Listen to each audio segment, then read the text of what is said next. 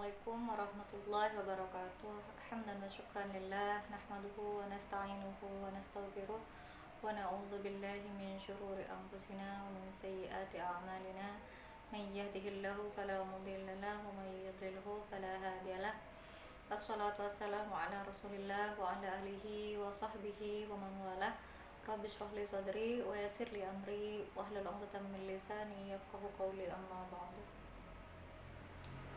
Alhamdulillah, segala puji sangat butuh untuk kita terus aturkan kepada Allah Subhanahu wa taala yang telah memberikan kita begitu banyak nikmat, ya, terutama nikmat iman dan Islam, termasuk nikmat diturunkannya petunjuk terbaik berupa Al-Qur'an yang disampaikan dari Allah melalui malaikat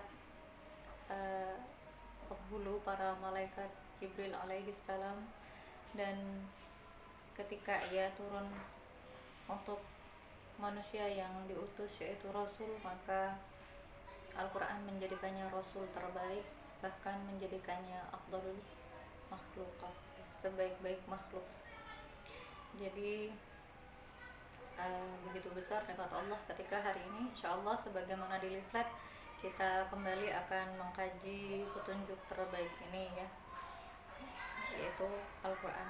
Salawat serta salam tak lupa kita haturkan kepada junjungan kita Nabi besar Muhammad SAW, yang telah mengorbankan segala yang beliau miliki dan hanya untuk membawa Al-Quran agar menjadi petunjuk dan kebaikan dan jalan keselamatan bagi kita semuanya. Begitu besar cintanya kepada kita, bahkan di akhir hayatnya pun yang beliau khawatirkan adalah kita dengan menyebut ummati, ummati, ummati. Semoga Allah memberikan kita syafaat Al-Quran dan juga syafaat Rasul kita Muhammad SAW, dan bisa membuat kita bersama beliau, ya, dengan kita mengkaji tafsir Al-Quran. Dan sebagaimana di leaflet, ya, juga disampaikan, insyaallah kita akan bahas tafsir surah Al-Alaq lanjutan. Lama, ya, kita tidak mengkaji tafsir, dan Masya Allah nikmat besar ketika Allah memberikan kita kesempatan kembali, ya, di As-Salihat ini untuk mengkaji tafsir. Seperti biasa, ibu-ibu, untuk pertanyaannya nanti bisa di hari Rabu, Insya Allah kita ketemu di grup WA seperti biasa, ya. Pertanyaan-pertanyaan bisa saya jawab di hari Rabu, ya. Sebelumnya kita sudah membahas ayat ayat sampai istaghna, ya, istaghna, ya, kemarin sampai ayat ke-7. Dan sebelumnya sudah kita bahas bagaimana manusia itu, ya, bisa sangat melampaui batas, ya, layal togha.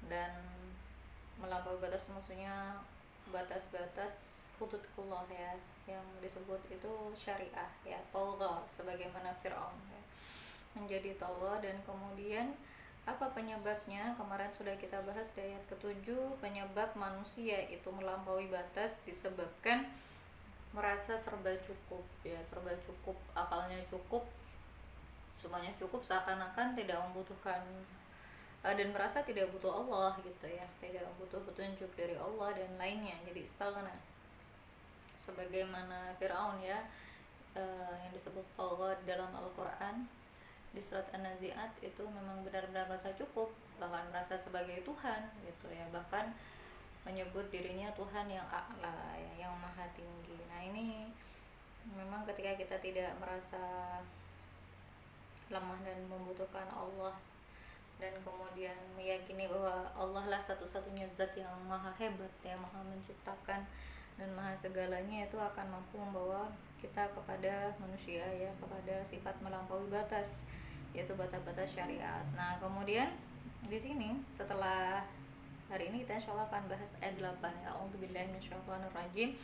Inna ila rabbika ruj'an ara'aital ladzi yanha 'abdan idza shalla ara'aita in kana 'alal huda aw amara bittaqwa, ya. Nah, kemudian Allah di ayat berikutnya ada ancaman dari Allah gitu ya kepada orang-orang yang bersifat togho, yang dia em, melanggar batas syariat gitu ya. Apa ancaman dari Allah ya?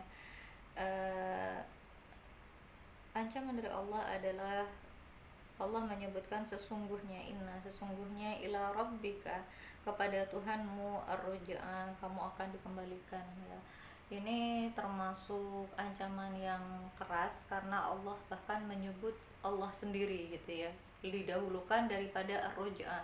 Bukan uh, bukan kepada Allah, maksudnya bukan, nggak, Allah nggak memakai kata sesungguhnya kamu akan kembali kepada Tuhanmu, tapi kepada Tuhanmu lah gitu ya, ar-ruj'a, tempat kembalimu. Nah, dan bahkan di sini Allah menyebutkan di ayat ini diksinya itu kayak private gitu, maksudnya antara uh, penyeru dan orang pertama dan orang kedua gitu ya, dengan mukhatabnya, mutakalim dengan mukhatab saja. Kenapa? Karena Allah memakai kata ka gitu.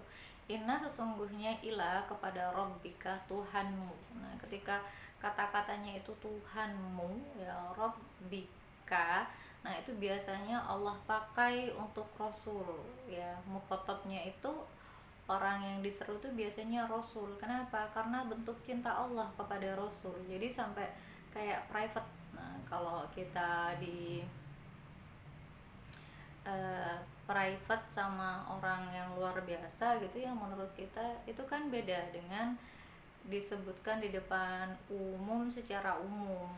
Tapi kalau kemudian di Instagram tuh mungkin di direct message gitu, di DM atau di Twitter begitu ya, atau di inbox kalau di Messenger Facebook. Nah, itu kan berbeda dengan ketika disebutkan secara umum dan kata-katanya memakai ka, itu spesial. Tapi naudzubillah min dzalik ya, spesialnya di sini justru uh, mengerikan gitu. Kenapa? Karena di sini justru uh, yang yang di ini kan sebuah hukuman atau sebuah ancaman gitu ya, sebuah ancaman dari Allah karena uh, sifat Allah gitu. Jadi justru mengerikan, spesialnya itu dalam hal mengerikan. Ibaratnya gini nih, ada orang marah, marahnya itu nggak ke umum gitu ya, tapi langsung nanti ketemuan gitu ya, dimana nanti sore adep-adepan sama aku gitu. Nah itu kan lebih mengerikan ya, karena ketika menyebutnya ini ke orangnya langsung gitu, tidak secara ini. Nah jadi ini ancaman bahwa apa, bahwa mau setowo apapun, mau merasa sekaya apapun ya, dan dia akhirnya menjadi orang yang sangat melanggar gitu ya batas-batas syariah ya, menjadi ahli maksiat dan pelanggar syariah Allah, mau seperti apapun Allah ancam nanti ada hari pembalasan gitu, nanti akan kembali kepada Allah, berhadap-hadapan untuk mempertanggungjawabkan semua amalnya di hadapan Allah. Nah, kalau di tafsirnya di sini Allah menyebutkan ya, bagi manusia ya, jika dia itu kemudian menjadi tughyan dan kenapa, dan merasa sangat kaya atau cukup ya, maka di situ disebut inna ila rabbika ruj'a, yakni ilallahil masir ya, kepada Allah lah tempat kembali dan berpulang. Wa sayuhasabuka, dan Allah kemudian juga akan meminta pertanggungjawaban. Jadi diingatkan tentang hari akhir ini menarik ya. Jadi intinya memang agar kita tidak melanggar syariah ya, untuk sikap agar muncul gitu ya, sikap taat kepada syariah, tidak melampaui batas, itu memang yang sangat dibutuhkan. Satu, merasa cukup kepada Allah, jangan merasa cukup, harusnya merasa fakir di hadapan Allah. Itu sudah kita bahas kemarin, dan sekarang berarti juga harus apa, juga harus menyadari itu bahwa kita itu di dunia hanya sementara gitu, dan semua amal kita di dunia akan dipertanggungjawabkan, karena kita di dunia ini sementara dan kelak akan kembali ke akhirat untuk mempertanggungjawabkan semua amal kita di hadapan Allah, dan tidak hanya mempertanggungjawabkan, bahkan akan mendapatkan balasan ya, berupa surga ataupun neraka dari Allah Zat yang Maha Adil. Sekecil apapun kebaikan Allah balas, sebesar atau sekecil apapun keburukan juga akan Allah balas. Nah, jadi menimbulkan sikap bertanggung jawab di atas semua amal kita. Nah, ini ancaman dari Allah. Allah ingatkan dengan hari akhir. Allah ingatkan dengan hari akhir. Nah, kemudian di sini ya, dari Abdullah bin Mas'ud ya, beliau menyebutkan ketika ada ayat ini ya, beliau menyebutkan man humani la yashba'ani, ya, ada dua orang yang haus ya, dua orang haus yang tidak pernah kenyang. Siapa itu? Yang pertama sahibul ilmi, orang yang memiliki ilmu, wa sahibud dunya, dan ahli dunia gitu ya. Wala yastawiyan, keduanya tidak sama. Amma sahibul ilmi fasdada ridar rahman, ya, bagi sahibul ilmi ya, ahli ilmu, maka bertambahlah ridhonya Allah ya. Orang yang ahli ilmu yang tidak pernah merasa kenyang ya, itu kan ada ahli ilmu, ada ahli dunia. Nah, yang ahli ilmu maka bertambah kepadanya ridha ar-Rahman, ridha Allah ya, Allah yang sifatnya Maha Rahman. Wa amma sahibud dunya, adapun sahibud dunya, maka dia akan tenggelam fituyan ya, di dalam togonya gitu, di dalam sikap togutnya atau kesesatannya gitu ya, sikap melampaui batasnya. Nah, kemudian Abdullah bin Mas'ud membaca innal insana la yatgha ar-ra'ahu istaghna gitu, ayat ini ya. Dan juga disebutkan ya, innama yakhsyallahu min ibadihil ulama, sesungguhnya orang yang takut kepada Allah di antara hamba-hambanya adalah ulama. Kalau dikaitkan dengan yang di awal ya, tentang ilmu, memang di awal itu ayat 1 sampai ke ayat ke berapa ini ya, ayat kelima.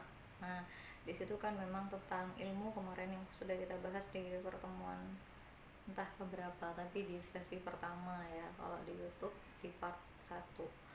Nah, di situ dan kemudian di sini ya, justru yang akan membuat manusia itu togho ketika dia tuh bukan ahlul ilmi, tapi dia ahlul dunia, bukan sahibul ilmi gitu, tapi ketika dia menjadi sahibul dunia. Nah, kemudian di sini ya, kita lanjut ayat berikutnya, Ara'aitah ya alladzi yanha. Nah, ayat ini menurut Ibnu Katsir di sini disebutkan nazarat fi Abi Jahal, dia turun berkenaan dengan Abu Jahal la'anahullah, dilaknat ya oleh Imam Ibnu Katsir di sini. Dan ini tidak mengapa melaknat orang-orang yang memang dilaknat di Al-Qur'an atau memang dicitrabukan gitu ya di Al-Qur'an dan disebut keburukannya oleh Allah. Nah, apa yang dilakukan, kenapa ayat ini berkenaan dengan Abu Jahal? Waktu itu Abu Jahal mengancam Nabi ya, bahwa jika Nabi sampai sholat ya, maka akan diinjak-injak lehernya oleh Abu Jahal itu, katanya akan aku hancurkan gitu ya kepalanya, intinya begitulah.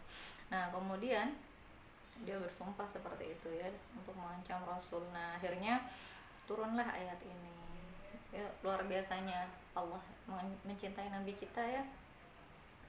Mungkin kalau di tafsir-tafsir sebelumnya kita udah beberapa kali bahas bagaimana Allah itu pembelaannya terhadap Rasul luar biasa ya. Ketika Rasul disebut abtar karena semua anak laki-lakinya wafat, kemudian Allah turunkan surat Al-Lahab misalnya. Jadi banyak pembelaannya dari Allah bagi untuk Rasul kita. Nah, ini ketika Rasul kita kemudian dihinakan, dia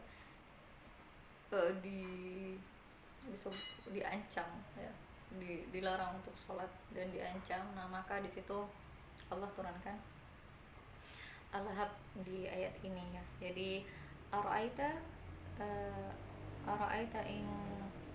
alladzi yanha, Nah, ara'aita itu maknanya tidakkah kamu tahu ya. Itu ara'aita itu hanya itu lil istifham, jadi kata tanya ya, untuk bertanya. Tapi maknanya di sini bukan Allah bertanya dan Allah Maha tahu sebetulnya, tapi di sini lebih kepada ketakjuban, li ta'ajjub heran gitu ya, keheranan. Araita, oh ya ya, li ta'ajjub, heran ya. Araita, kita lanjut dulu ya. Araita, apakah kamu melihat, tidakkah kamu melihat, alladzi, ya, orang yang yanha, ya, yang mencegah. Mencegah apa? Abdan, seorang hamba, idza shalla, ya, ketika dia sholat. Nah, ini berkenaan dengan Abu Jahal yang kisahnya tadi. Nah, jadi di sini uh, ada keheranan yang itu maksudnya ancaman gitu. Mungkin kalau misalnya orang Indonesia gitu ya, kok iso sih awakmu gitu misalnya ya, kok narep misalnya, kok iso sih awakmu misalnya nyegah apa misalnya ya, atau melakukan apa kamu mau mati dah gitu, atau kamu mau hancur dah, itu kok bisa kamu misalnya merusak bisnismu atau melakukan kezaliman gitu, kamu mau seumur hidup di penjara misalnya gitu. Nah, itu kan sebetulnya lebih ke keheranan dan ancaman gitu ya, karena memang tidak masuk akal. Kenapa?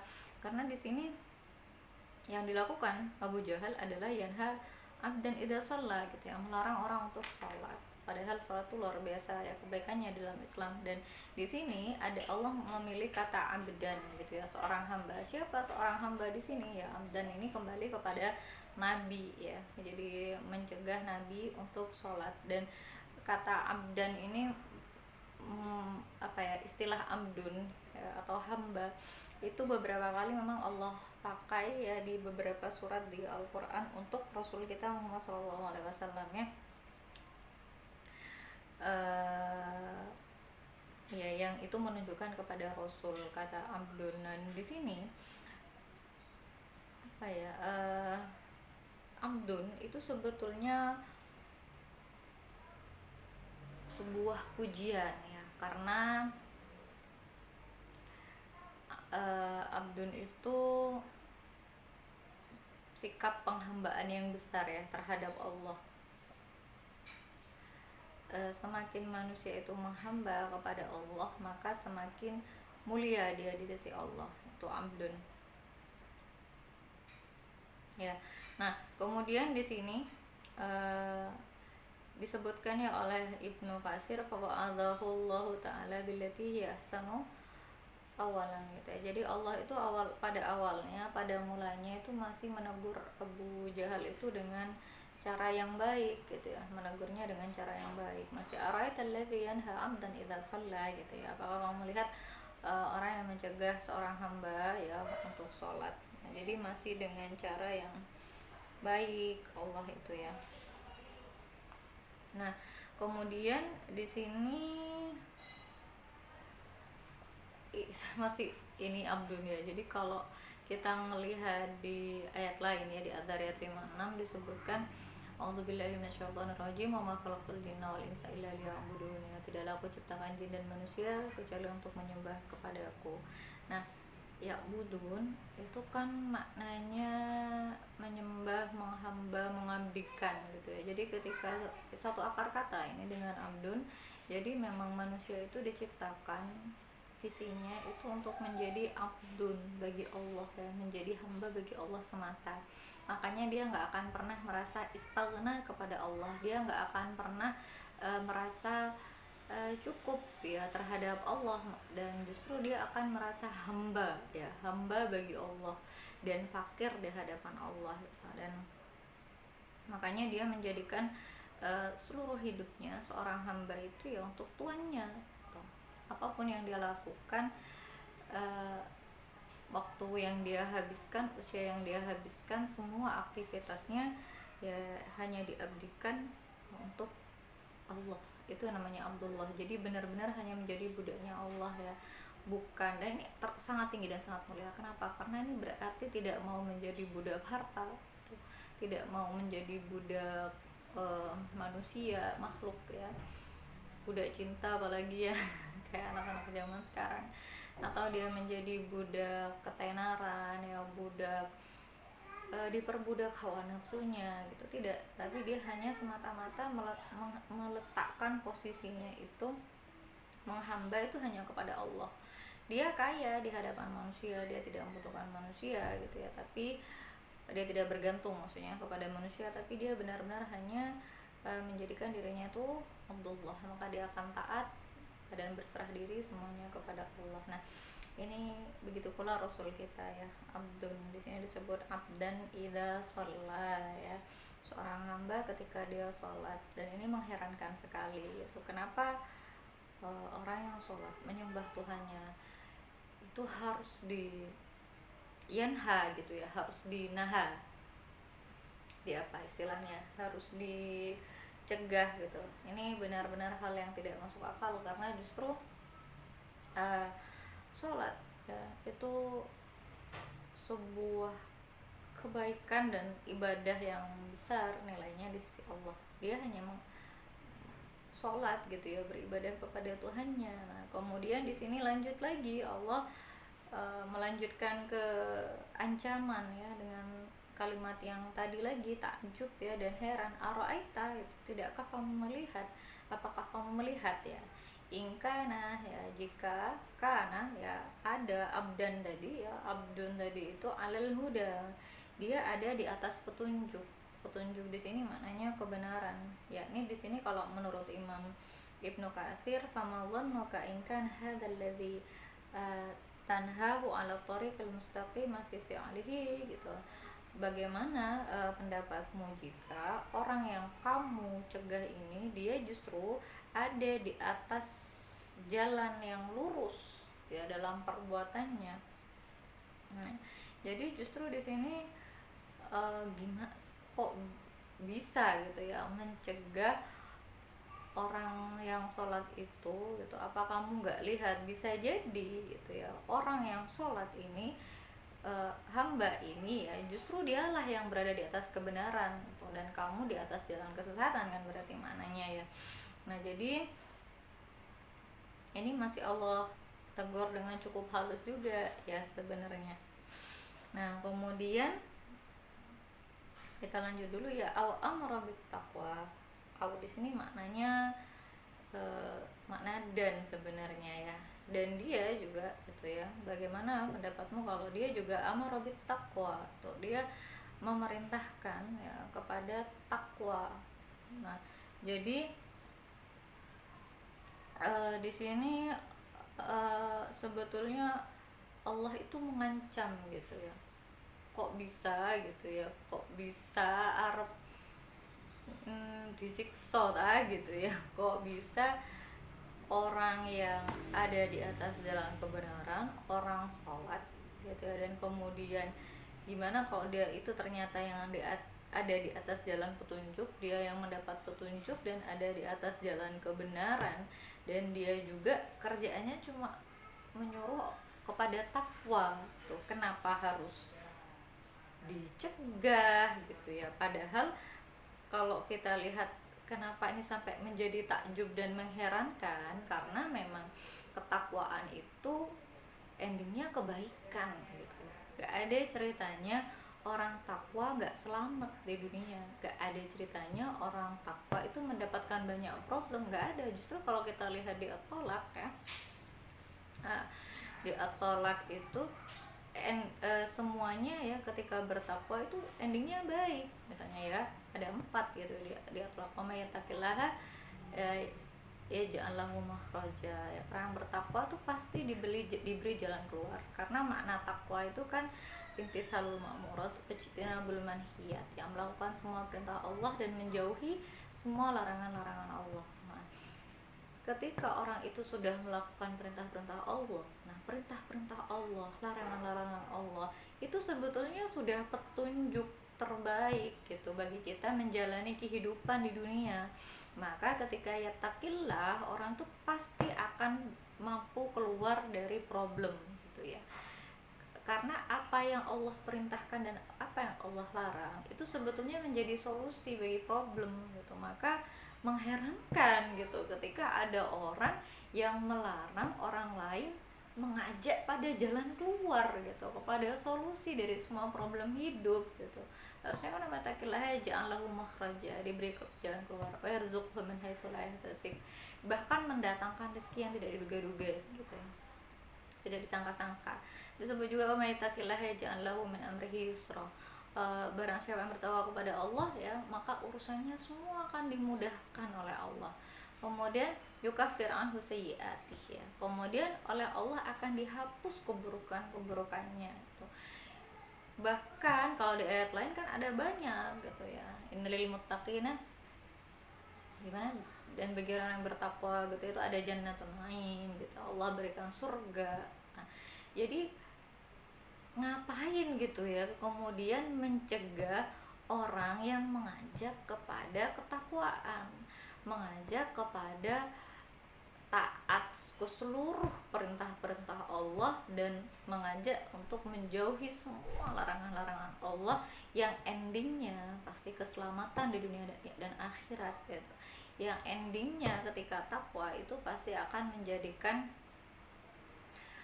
kebaikan di dunia dan akhirat gitu, akan berujung surga. Di dunia seperti apa? Nah, di Al-A'raf 96 bahkan jika takwa ini dilakukan secara komunal ya oleh ahlul qura ya, oleh ahlul qura yang beriman dan bertakwa. Ahlul quranya ahlul qura itu penduduk negeri ya, maka disebutkan Allah akan la fatahna alaihim barakatuh minas sama'i wal ardh, itu akan dibuka barokah dari langit dan bumi sehingga negeri itu menjadi negeri yang barokah. Nah, terus orang yang mengajak pada ketakwaan ya, yang pasti akan menghasilkan kebaikan bagi dirinya gitu, bagi sebuah negeri, bagi seluruh manusia di muka bumi ini, di dunia bahkan di akhirat, ini dicegah. Nah, ini sangat tidak masuk akal gitu ya. Perbuatan yang seperti ini sangat tidak masuk akal. Nah, kemudian di sini kita lanjut ya karena memang harus agak cepat. Semoga selesai malam ini semuanya. Nah, kemudian di sini al-amra bit taqwa, di sini biqaulihi, kata Imam Ibnu Katsir dengan perkataannya wa anta, dan kamu gitu ya Abu Jahal yang menghardinya dan mengancamnya gitu ya atas sholatnya. Nah, kemudian walihada, maka dari ini qala, Allah berfirman, alam ya'lam, itu apakah kamu tidak tahu bi anallah yara, bahwa Allah itu melihat gitu, Allah itu maha melihat. Ini kembali ke siapa? Apakah dia apakah dia tidak tahu ya bahwa Allah melihat. Kalimat ini ya ditujukannya kepada siapa? Kepada an-nahi, orang yang tadi mencegah ya, mencegah dari sholat ya, mencegah hamba tadi untuk mengajak pada ketakwaan ya, Rasulullah ya, mengajak Rasulullah pada ketakwaan. Nah, di sini disebutkan ya, apakah tidak tahu bahwa Allah itu yarahu, melihatnya, wa yasma' kalamah ya, dan Allah juga mendengar perkataannya gitu, atau ancaman-ancamannya terhadap nabi gitu, yang nabi yang diberi petunjuk. Di sini sampai disebutkan ya fi hadzal muhtadi ya, bahwa orang yang mengancam orang pemberi petunjuk gitu ya, yang mendapat petunjuk dan mengajak kepada takwa. Nah, yang mengancam itu apakah dia tidak tahu bahwa Allah itu melihat dan mendengarnya, wa sayjazi ala fi'lihi atamal jaza ya, dan bahwa Allah akan memberikan jaza gitu, Allah akan memberikan ganjaran, balasan gitu ya kepada si nahi ini, kepada pencegah ini atas seluruh perbuatannya dengan balasan yang sempurna nantinya gitu. Nah, jadi ini diancam lagi gitu sama Allah. Ini udah mulai keras tuh, bahwa Allah tuh melihat gitu. Mungkin bisa jadi yang dicegah Rasul kita itu memang Masya Allah kesabarannya ketika dicegah gitu ya dalam dakwahnya ya, terutama di fase-fase Makkah ketika memang beliau itu belum berperan sebagai pemimpin negara ya, jadi belum punya kekuatan negara. Itu Masya Allah beliau itu sangat sabar dan tetap teguh di dalam dakwahnya tanpa meninggalkannya ya, apapun yang dilakukan musuh-musuh Allah ya, dan orang-orang kafir Quraisy kepada beliau. Nah di sini kemudian disebutkan Allah lanjut dengan ancaman yang baru, gitu. Ancaman dan peringatan apa? Kalla, kalla itu keras ya, kalla, sekali-kali tidak gitu kata Allah. Jadi kamu kira Allah nggak lihat gitu, sekali-kali tidak. La illam yantahi ya, jika ya dia itu tidak berhenti ya, jika dia tidak berhenti, yakni di sini yakni la illam yarji amma huwa fihi ya, jika dia tidak menghentikan ya sikap permusuhannya dan pengingkarannya terhadap Abdul tadi, terhadap Muhammad yang amara bit taqwa gitu ya, yang dia ada atas alal huda ya, yang dia itu sholat. Nah maka apa kemudian lanjutannya, ancamannya lanas fa'an bin nasiyah gitu ya. Lanas fa'an itu la itu pasti gitu ya, pasti. Nas benar-benar pasti, nasfa'an. Nah, kami akan benar-benar menarik. Jadi sini ada taukid ya, bahwa Allah pastikan gitu ya. Ancaman ini bahwa pastilah nanti kami akan tarik ya bin nasiyah, dengan ubun-ubunnya. Nah, apa maknanya? Jadi ya akan ditarik ubun-ubunnya, akan digeret gitu ya dengan ubun-ubunnya. Ubun-ubun ini sering disebut ya, nasiyah ini sering disebut memang di dalam Al-Quran ketika kemudian Allah itu menyebutkan ayat-ayat tentang siksa. Nah kenapa? Karena memang ubun-ubun itu semua orang mungkin sepakat ya, dari zaman atau tempat manapun, bahwa ubun-ubun ini tanda kemuliaan karena dia di atas itu. Makanya ubun-ubun ini hanya boleh bersujud kepada Allah itu, tidak pada lainnya gitu.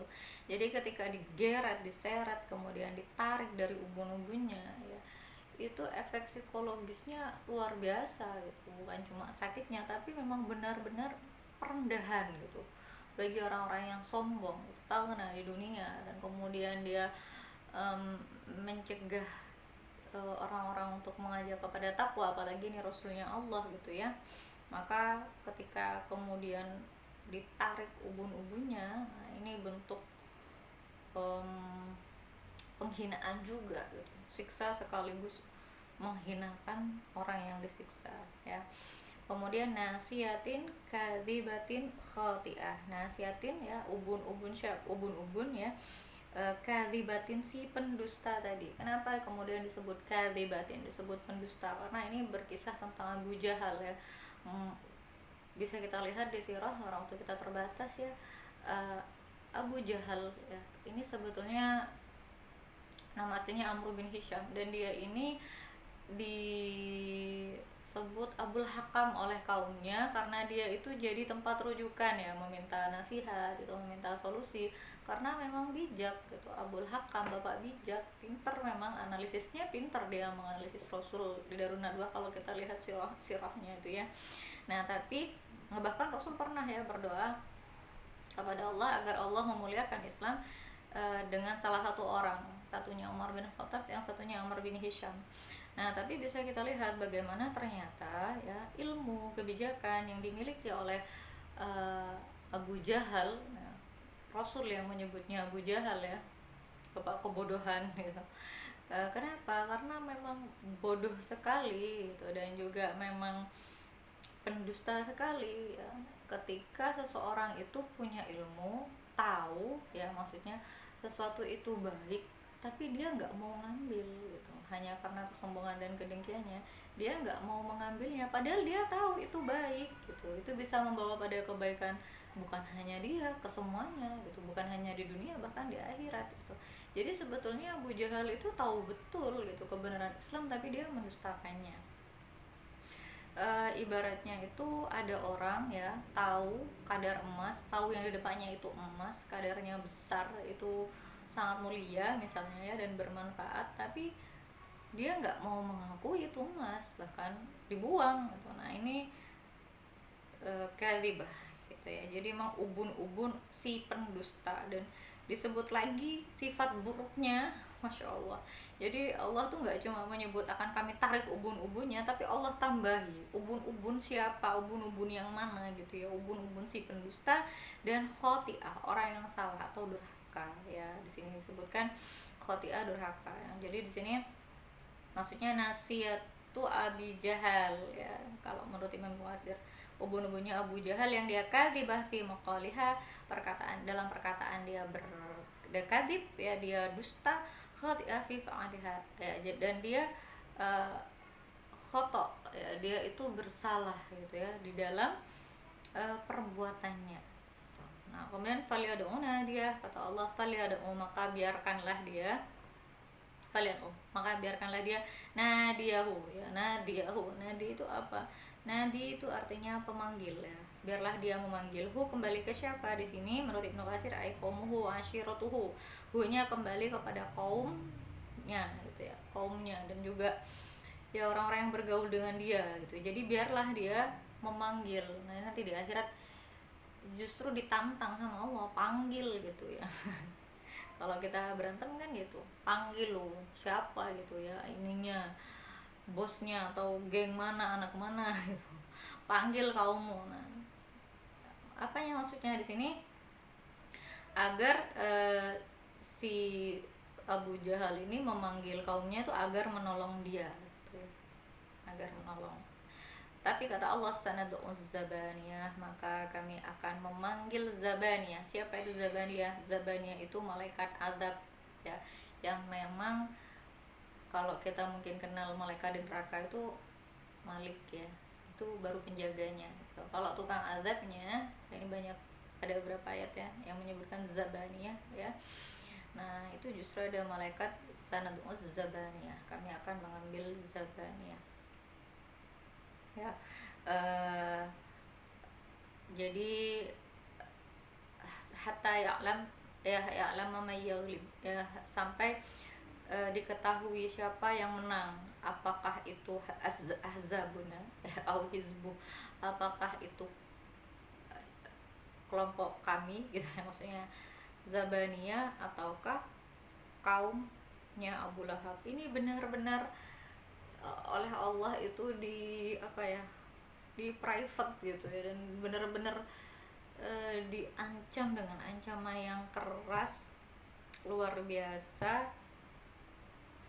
Dan ini antara aku dengan antara kamu gitu ya, benar-benar berhadap-hadapan. Jadi ini benar mengerikan, mengerikan bagi siapa, bagi siapapun. Ini peringatan bagi siapapun yang mau bersikap seperti Abu Jahal, yaitu menghalangi manusia dari mengajak pada ketakwaan, atau menghalangi manusia untuk sholat menyembah Allah. Nah kemudian terakhir, kalau ya sekali-kali tidak la tuti'hu ya, janganlah kamu.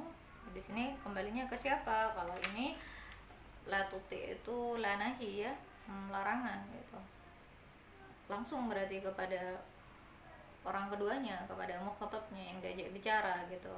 La tuti'hu ya, janganlah kamu gitu. Janganlah kamu hai Muhammad. Di sini maknanya tuti'hu ya, tuti'hu tuh janganlah kamu mentaatinya. Mentaati dalam apa? Fi ma yanhaka anhu minal mudawam 'alal ibadah gitu ya. Maksudnya jangan mentaati apa yang dia musuhkan terhadapmu ya, dalam hal ibadah dan lainnya gitu. Washolli, tetaplah sholat, haitsu syi'ta gitu. Sesuai ya semaumu gitu, sholatlah semaumu, jangan nurutin dia gitu. Wala tubalihi, dan jangan kamu, la tubali itu apa ya, janganlah kamu indahkan gitu, dan janganlah kamu mengindahkannya. Fa innallaha hafizuka, karena sungguhnya Allah itu menjagamu, wa nasiruka, menolongmu, wa huwa ya'simuka minan nas, dan dia akan melindungimu dari manusia. Wasjud, dan sujudlah gitu ya, kepada Allah, waqtarib, dan mendekatlah kepada Allah. Dan disebutkan ya di sini hadis dari Abu Hurairah ya oleh Imam Ibnu Katsir, bahwa Rasulullah SAW bersabda, aqrabu ma yakunul 'abdu min rabbih wa huwa sajid ya, yang paling dekat kondisi paling dekat seorang hamba ya dengan Tuhannya, yaitu ketika dia bersujud. Nah, di sini apa maknanya? Faksir untuk dan maka perbanyaklah doa. Nah, di sini maknanya ayat-ayat terakhir ini ya, ini merupakan peringatan dari Allah ya, karena sejarah itu akan selalu berulang gitu. Dan apa yang Allah bahas, mungkin kita udah sering ya bahas di kajian kita di As-Salihah, termasuk tafsir sebelumnya mungkin Al-Buruj atau lainnya, bahwa memang hal-hal yang udah terjadi di masa itu kemudian Allah di masa mungkin Bani Israel atau di masa Rasul yang kemudian Allah abadikan di dalam Al-Quran, dan Allah tunjukkan ini yang buruk ya, kaum begini yang buruk, ini yang baik, dan ketika ada kaum yang buruk begini sikapmu harus seperti apa. Nah, ini merupakan petunjuk dari Allah yang bisa kita lakukan terus gitu ya hingga hari kiamat, karena Al-Quran itu petunjuk hingga hari kiamat. Dan hal ini ya akan terjadi terus hingga hari kiamat. Jadi, dan ini menjadi peringatan bagi dua kaum. Yang satu bagi kaum yang menghalang-halangi manusia dari beribadah kepada Allah, kaum yang menghalang-halangi manusia untuk menyeru kepada takwa ya, kepada ketakwaan, yaitu kaum yang sebagaimana Abu Jahal ya. Yang satu dan biasanya dia itu memang merasa cukup gitu ya, dan mereka bersikap bersikap ala togut gitu ya, dengan melanggar hudud Allah, melanggar syariah Allah, yakni syariah itu kan apa yang diperintahkan, apa yang dilarang gitu. Bahkan mereka menghalang-halangi misalnya manusia untuk tadi melaksanakan syariah, bahkan menyeru ya kepada ketakwaan. Nah, kaum yang seperti itu harusnya mengambil pelajaran itu, bahwa Allah Maha melihat ya, Allah akan membalas gitu, dan harusnya mereka berpikir bahwa sikap mereka itu sangat tidak masuk akal dan akan merugikan gitu, hanya merugikan dunia dan bahkan merugikan di akhirat, karena nanti akan Allah tarik ubun-ubunnya dan Allah hinakan dengan disebut ubun-ubunnya si pendusta yang durhaka gitu. Jadi memang harusnya jangan sampai seperti itu gitu. Dan kemudian di sisi lain ini juga peringatan bagi kaum yang mungkin dia berada di posisi sebagaimana Abdun ya, sebagaimana Abdun yang disebut di sini Rasulullah.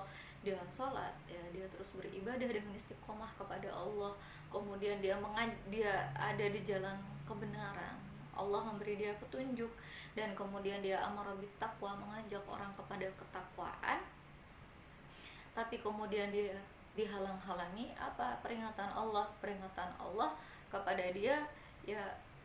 Allah tuh lihat gitu ya, Allah lihat dan jangan ditaati, jangan diindahkan, tetaplah sholat, tetaplah mengajak pada ketakwaan, tetaplah berada di atas jalan kebenaran dan petunjuk Allah, karena karena Allah akan selalu melindungi gitu. Ini kepada siapapun ya yang saat ini memperjuangkan agama Allah, mengajak kepada ketakwaan, dan mungkin sedang dihalang-halangi terus ya, sebagaimana kita melihat kondisi umat Islam saat ini ya. Ayat ini kala sekali-kali tidak, la tuti'hu, janganlah ditaati, tapi justru tetap istiqomah di jalan Allah, karena Allah akan melindungi, Allah akan memenangkan, dan Allah akan melindungi ya dari seluruh manusia itu ya. Allah akan menjaga. Wasjud, dan tetaplah bersujud, justru tundukkan ya, ubun-ubun itu hanya boleh dilosor dan direndahkan kepada Allah saja, dan mendekatlah kepada Allah. Nah, ini nasihat yang luar biasa gitu. Apalagi di kondisi saat ini ya, dimana kaum muslimin yang mengajak kepada ketakwaan di dunia manapun seringkali mendapat fitnahan, halangan, persekusi dan lainnya ya. Mohon maaf jika waktunya mungkin agak lama, agak lebih ya. Semoga bermanfaat, semoga barokah, dan Allah catat kajian kita ini sebagai amal solih yang menjadi pemberat timbangan kita di akhirat dan meringankan hisab kita. Semoga Allah paringi istiqomah, dan monggo kita dari sini belajar, dan hendaknya kita ada di jalan abdun yang istiqomah dalam beribadah, ada di jalan kebenaran dan mengajak kepada ketakwaan tanpa takut apapun, dan dengan penuh keyakinan bahwa akan Allah temukan. Allahu a'lam bishawab. Subhanakallahumma wa bihamdika asyhadu an la ilaha illa anta astaghfiruka wa atubu ilaik. Insyaallah kita ketemu 2 minggu lagi ya dengan kajian Sulamut Taufik, dan hari Rabu insyaallah kita ketemu dalam tanya jawab di WAG. Wassalamualaikum warahmatullahi wabarakatuh.